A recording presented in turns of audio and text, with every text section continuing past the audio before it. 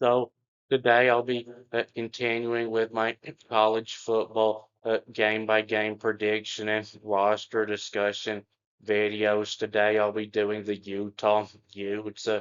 Utah didn't do very well in recruiting in 2025. They only ranked at 41st in the country and didn't have any 5 or 4-star players. So Utah last season finishing 5-7 had the worst season since 2013. But I'll go ahead and say I think that they're going to be a lot better this year. Offensively, that was the problem. They were one of the worst in the country there last season. They only averaged 19.4 points per game, and it was because they were so bad at passing. They ranked only 98th in the country in passing, and I think that is going to be much better this year. So they're moving on now from Cameron Rising, and they bring in a transfer quarterback from New Mexico, Devin Dampier. He started all 12 games for them at quarterback last season, and he threw for 2,768 yards, which is pretty good. But his completion percentage wasn't great at 57.9%, and his touchdown interception ratio couldn't really have been worse. It was 12 to 12. And he did have a 7.1 yards per throw average, though, which was decent. And he was one of the best rushing quarterbacks in the country. Last season, he rushed for 1,166 yards and 19 touchdowns on 155 carries, averaging 7.5 a carry. Running is his best thing. And at wide receiver, they do bring in one of Dampier's wide receivers from New Mexico, Ryan Davis, who had in 12 games 54 catches for 747 and 3 touchdowns, averaging 13.8 a catch. But besides him, they aren't that good at wide receiver. And at running back, they bring in a good one from Washington State, Wayshawn Parker. He had in 12 games last season 735 yards and 4 touchdowns on 137 carries, averaging 5.4 yards a carry. That he'll be the starting running back this year. And the offensive line is the biggest strength of Utah's team this year. They return all 5 starters, and Kyle Whittingham has been the head coach there for what will be his 21st season this year. And he said recently that he thinks this will be the best offensive line he's ever had, and he's had a lot of good ones at Utah. So they've got 2 starting tackles that are both expected to be first round picks, and the next NFL draft. Spencer Fano and Caleb Loma. Fano is a top 3 offensive lineman in the country, I would say. He's the best offensive lineman probably in the Big 12. He's a third-year starter, and he only allowed last year 1 sack and 14 total quarterback pressures. And Loma last year only allowed 2 sacks and 17 total pressures. But Spencer Fano is probably going to get picked in the top 15 of the next NFL draft, and Loma will probably be a late first round pick. And then defensively, they were good here last year, like they always are. They only gave up on average at 19.3 points per game, and I think they'll be similar to that this season. They returned the defensive coordinator for what will be his 10th season there. His name is Morgan Scalley. one of the best defensive coordinators in the country, and that just like never happens anymore, where a coordinator will stay at the same place for 10 years. It's rare for even a head coach to stay at the same place for 10 years, but coordinators now usually switch teams every 2 or 3 years. So on the defensive line, they do only have one starter coming back, Logan Fano, who had last year 35 tackles and 2.5 sacks and seven total quarterback pressures and a forced fumble and a pass breakup. But Kyle Whittingham will have them good at the defensive line because the line of scrimmage is his biggest focus as a coach. And at linebacker, they've got two good ones coming back. Lander Barton, who had last year 72 tackles and 2 sacks and four pass breakups and two interceptions, one for a touchdown and a forced fumble. And they get back at Levi Damani, who missed all of last season with a injury in practice. But in 2023, he was Utah's leading tackler with 87 tackles. And then in the secondary, they should be good. They returned both starting cornerbacks, Smith Snowden and Elijah Davis. Snowden is for sure a future NFL corner.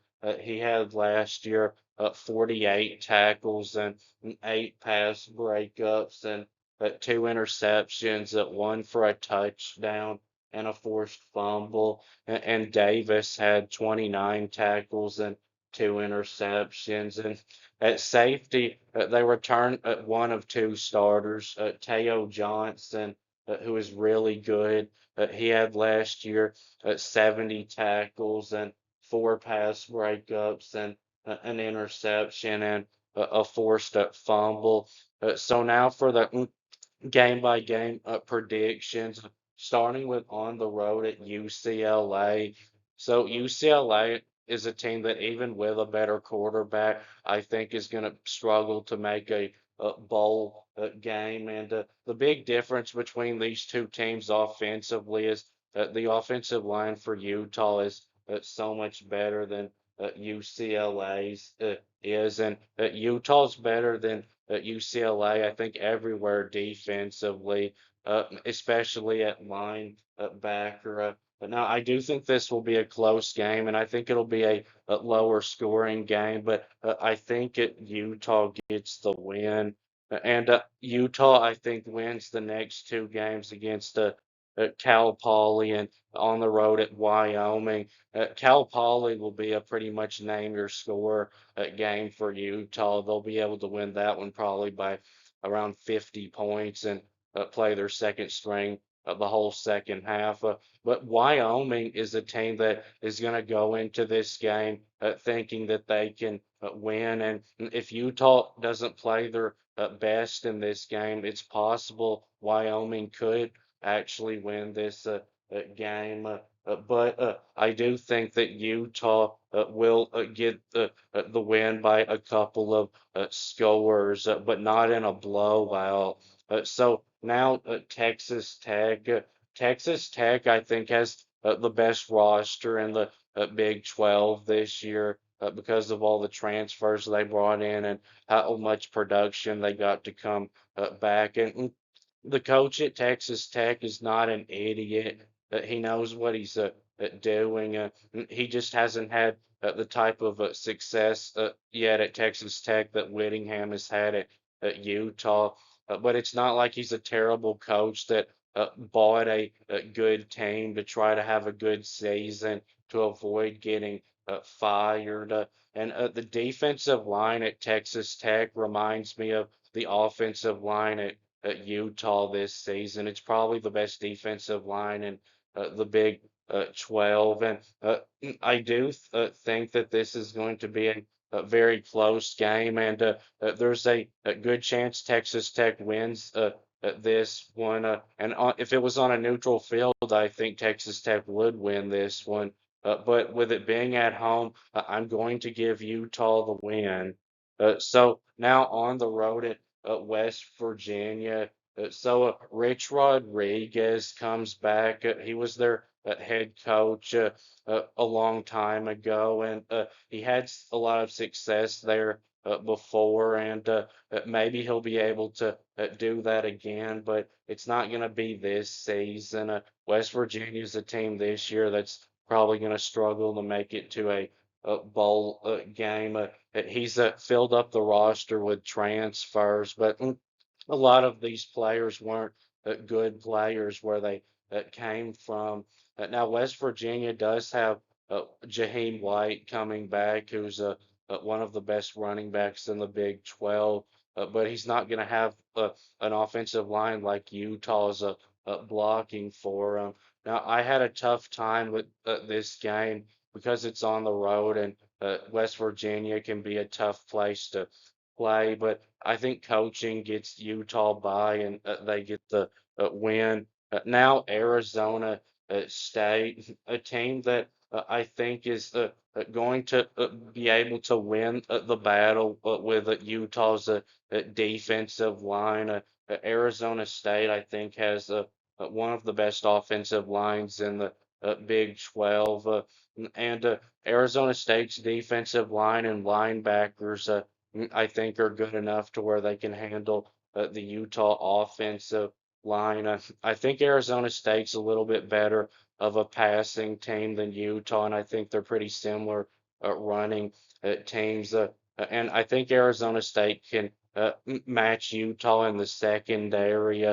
I think Arizona State's a little bit better of a team, and the coach at Arizona State, Kenny Dillingham. I really think that he's going to end up being a coach like Whittingham that will have consistent success at Arizona State.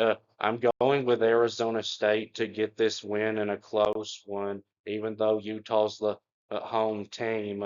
Now on the road at BYU. So BYU can be a physical team too, and there's not very many coaches that could have done as good of a job with that BYU roster last year as Kalani Sitake did. But what really made me make my decision on this game is BYU's quarterback Retzloff has now left the team, and I know that's only one player, but the quarterback is a big loss for them.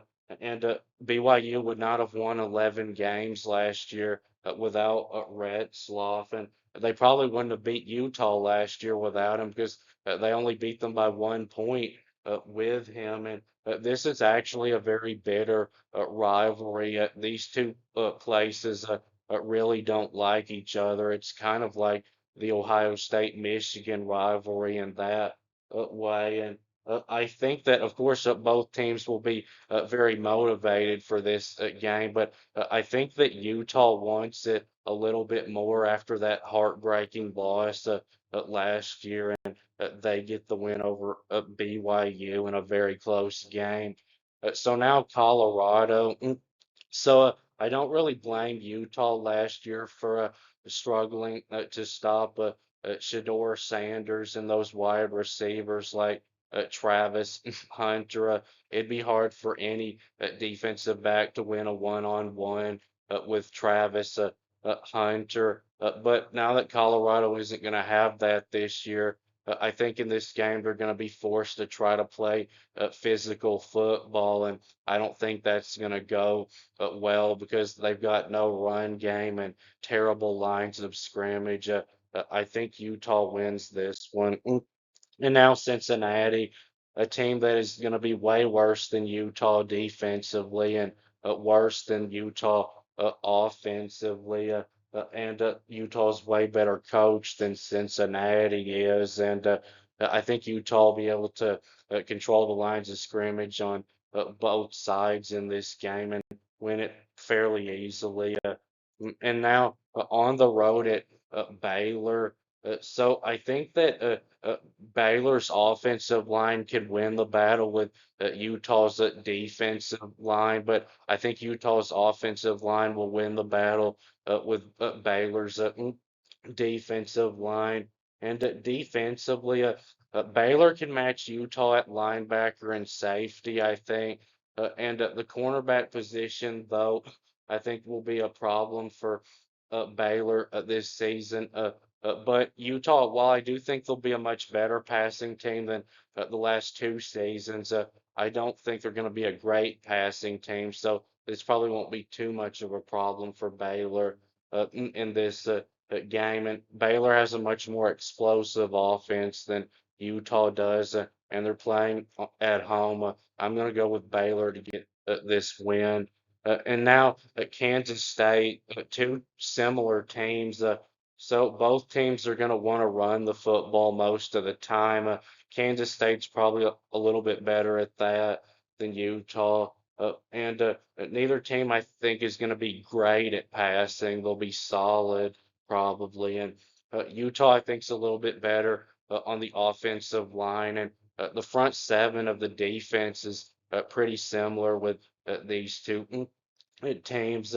And in the secondary, Kansas State's probably got a little bit of an advantage at safety, and Utah an advantage at the cornerback position. So coaching is pretty similar with these two teams too. So it really came down to home field advantage, and that goes to Utah. So I'm going with Utah to get a really close win over Kansas State. So now on the road at Kansas.